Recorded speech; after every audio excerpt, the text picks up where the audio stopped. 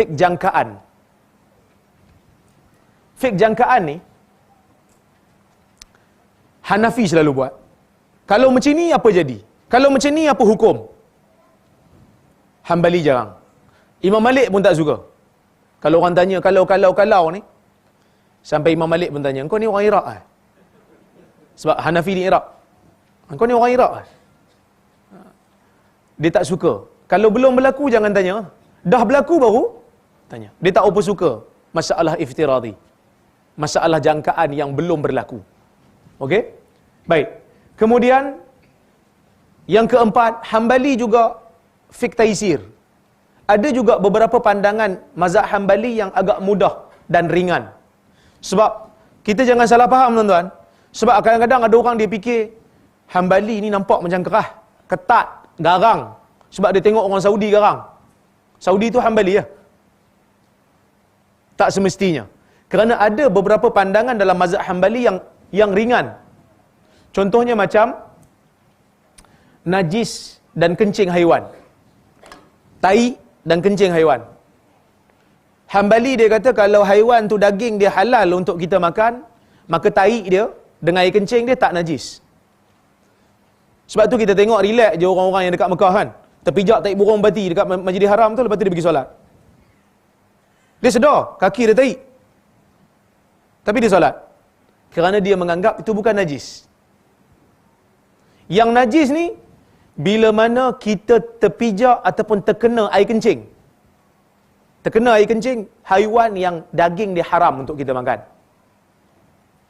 Terkena air kencing keldai. Keldai kan dagingnya haram dimakan. So kita kena basuh. Kalau Hambali. Ini pandangan Hambali. Ringan sikit.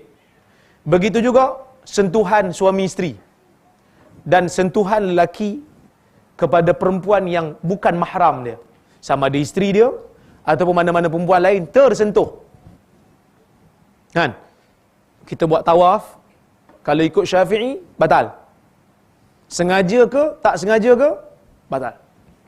Hambali dan sebahagian ulama mazhab Maliki mereka kata kalau tersentuh tak batal. Selagi mana tak ada syahwat. Bila ada syahwat baru batal. Hanafi tak ada syahwat ke tak ada syahwat ke tak batal. Kerana yang batal itu hanya berjimak saja. Jimak pun batal.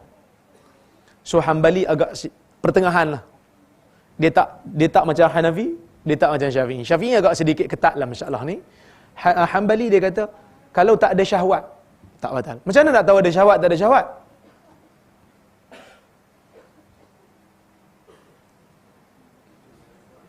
Ha? Macam mana nak tahu ada syahwat tak ada syahwat?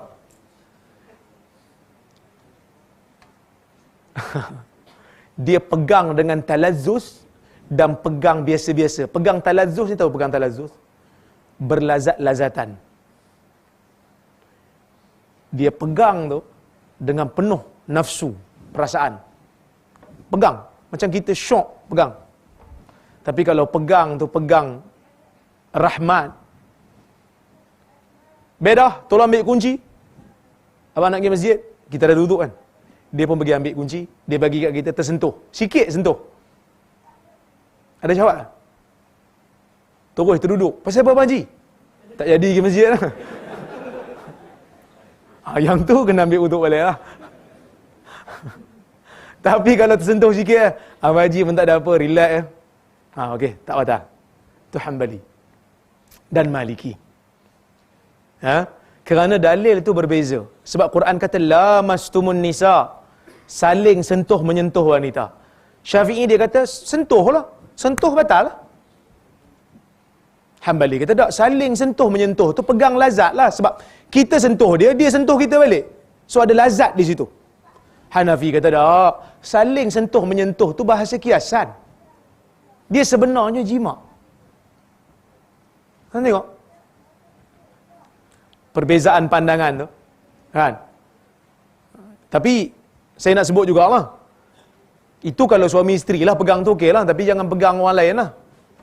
Sekejap lagi bila saya kata tak batal wudu, tengok geng-geng ni pegang perempuan bukan mahram tak pakai wuduk. Dia suruh raba orang lah tu.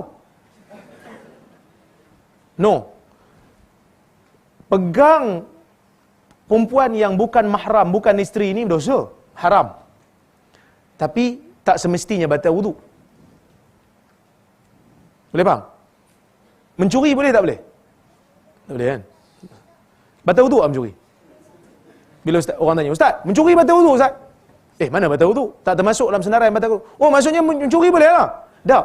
Mencuri isu lain, hukum isu lain, batal tak batal isu lain. Orang solat dalam keadaan baju curi. Sah tak solat? Solat sah. Mana bolehlah curi baju orang?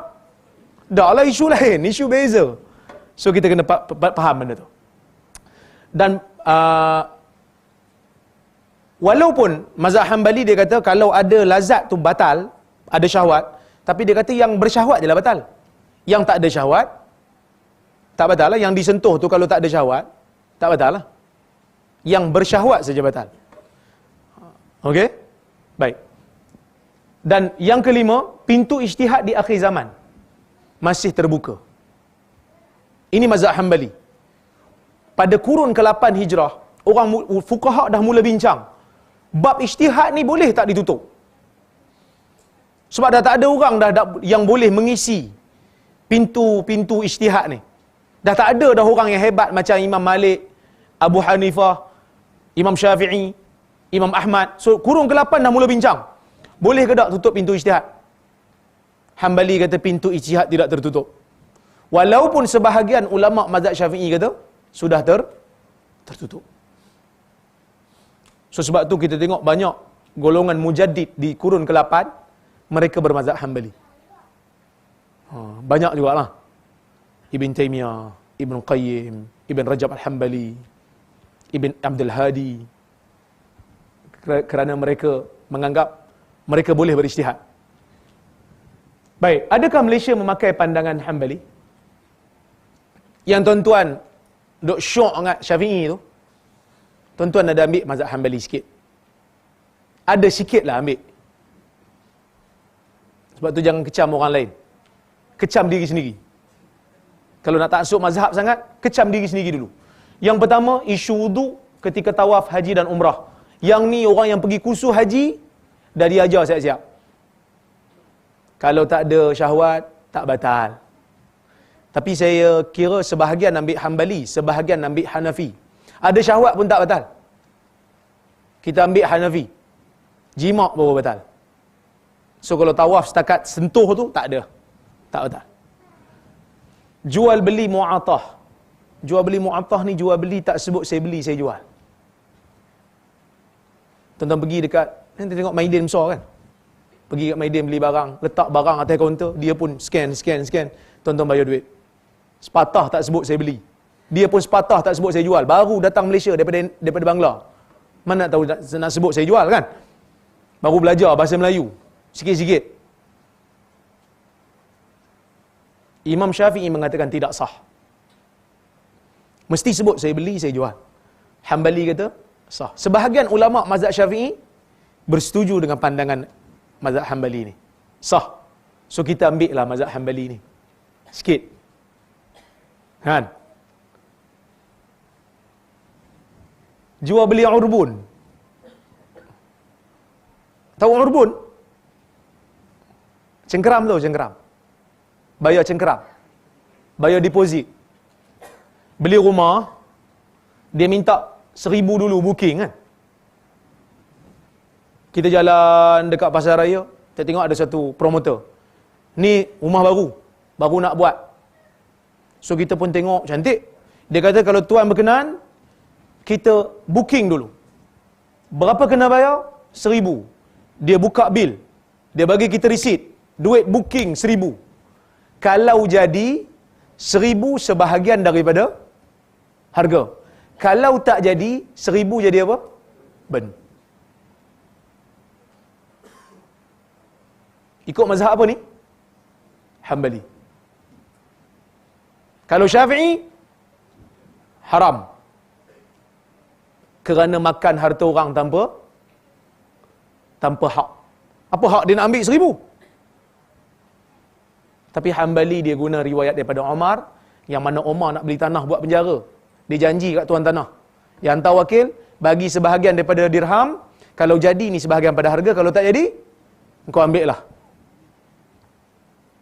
Sebab Hambali dia pakai fatwa sahabat kan. Maka sebab itu, dia terima. So orang Melayu yang buat bayar cengkeram ni, dah keluar pada mazhab Syafi'i.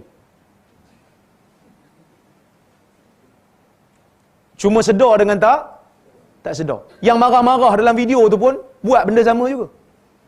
Bayar je cengkeram kadang-kadang. Tapi bukan main lagi marahnya. Bila kena tang orang, kena tang diri sendiri, kita pun tak sedar kita sudah tukar mazhab dalam beberapa isu. Sewaan sesuatu yang belum wujud. Yang ni bank pakai. Rumah belum siap, dah bayar duit. Betul? Rumah masih dalam pembinaan, belum siap lagi. Poster pun dah sampai. Elok-elok je lah. Ya betul 10 minit. Nak habis dah ni. Tak apa, kita buka soal jawab awal sikit lah. Rumah belum siap, kita dah bayar kan? Dia guna kaedah mazhab Hambali lah. Al-ijarah al-mausufah fi zimmah. Sewa sesuatu benda yang belum siap, tetapi sifat-sifat benda yang kita nak sewa tu sudah pun ditentukan. Berapa bilik dia, berapa keluasan dia, apa plan dia, tempat dia di mana. So kita bayar siap-siap. Sedangkan benda tu belum siap. Kita dah bayar siap-siap. Bank-bank di Malaysia pakai benda ni. Tapi sekarang saya tak tahulah. Dulu zaman saya belajar degree, benda ni dipakai. Al-ijarah al-mausufah fi zimmah. Sewaan sesuatu yang belum siap, tetapi dinyatakan spek dia, dinyatakan sifat-sifat dia. So guna Hambali. Maka sebab tu saya jumpa dengan satu orang tokoh dalam bank. Dia kata perbankan Islam di zaman ni, zaman moden ni, tidak ada riba, zero riba dan zero mazhab. Tak ada riba dan tidak berpegang dengan satu mazhab. Di mana kita nampak penyelesaian ada, kita akan pergi.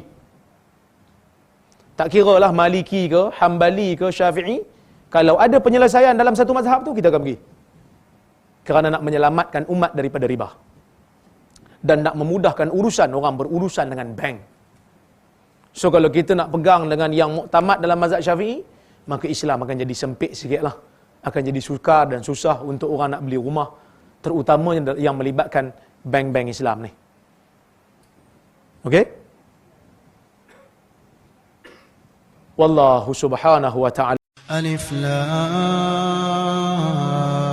Ra. Tilka ayatul kitabil mubin. Inna